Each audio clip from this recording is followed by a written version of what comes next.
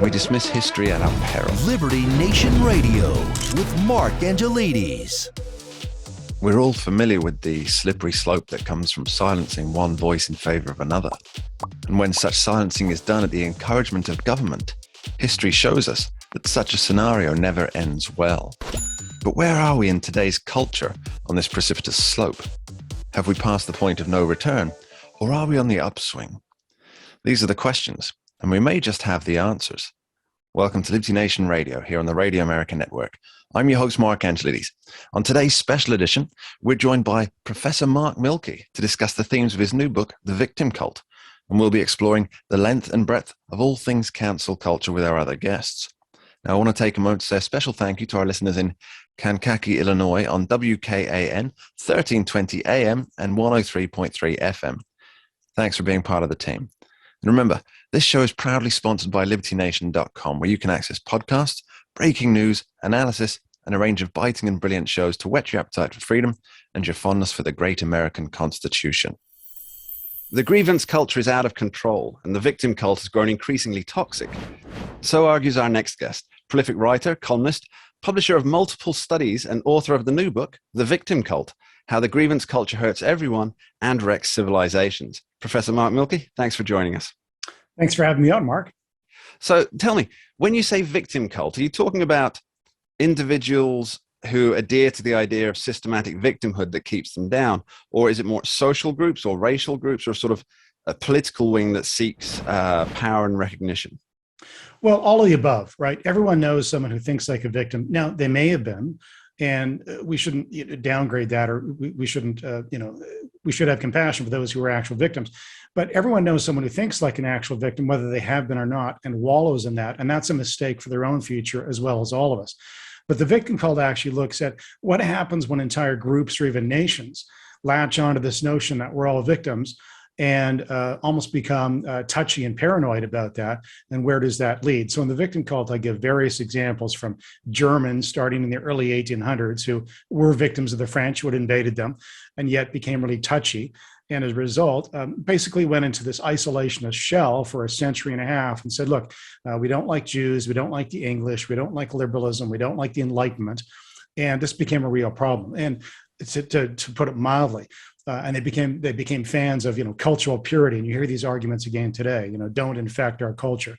And of course, later on, the Germans became enamored with race purity, another disastrous, murderous, mistaken road that they trod. So the victim cult is really about groups and societies and entire nations that wallow in victimhood, real or fake, but to their own detriment and to those of others, and almost destroy and sometimes do destroy entire civilizations. But it applies to the person. It can apply to an entire country. Yeah, I think it's clear to almost everyone that there is a type of also victimhood hierarchy that stems from individuals to groups to societies and things like this. And to some degree, rightly or wrongly, these groups and the hierarchy of the victimhood, it's recognized in law and custom to some degree.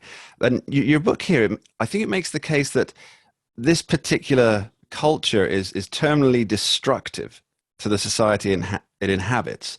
So what's your main case for this? Well, a number of things. I mean, look, this seems to be part of human nature. I mean, the Genesis narrative, the story of Adam and Eve and, picking from the fruit, from the tree of good and evil and the fruit. God says, don't pick the fruit. What do Adam and Eve do? Well, they pick the fruit of the tree of good and evil. Adam blames Eve. Eve blames the snake. Adam even blames God and says, why did you give me this person? Why did you give me this wife? Everybody's, blaming somebody else as opposed to taking responsibility. So it doesn't help when people don't take responsibility for their own actions. And in fact, by blaming others, it allows you to escape perhaps your own blame, your own responsibility in some event that's taken place. I also think it's very un-American. So, for example, the traditional American ethos has been, look, we're going to succeed. We're going to be entrepreneurial. We're going to make the best of it. We've left those Europeans and English behind back in the 1700s and 1800s, and we're going to build a country that's founded on this notion of the individual. Well, what victimhood sort of thinking does is it says, look, I'm not responsible for my current state.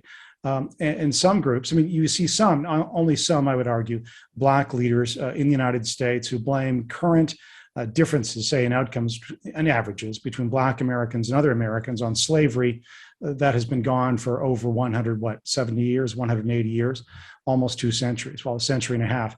So this becomes a real problem, because then you look back and you blame things on 20 years ago or 150 years ago, or Bill Clinton blaming part of 9/11 on the Crusades 1,000 years ago.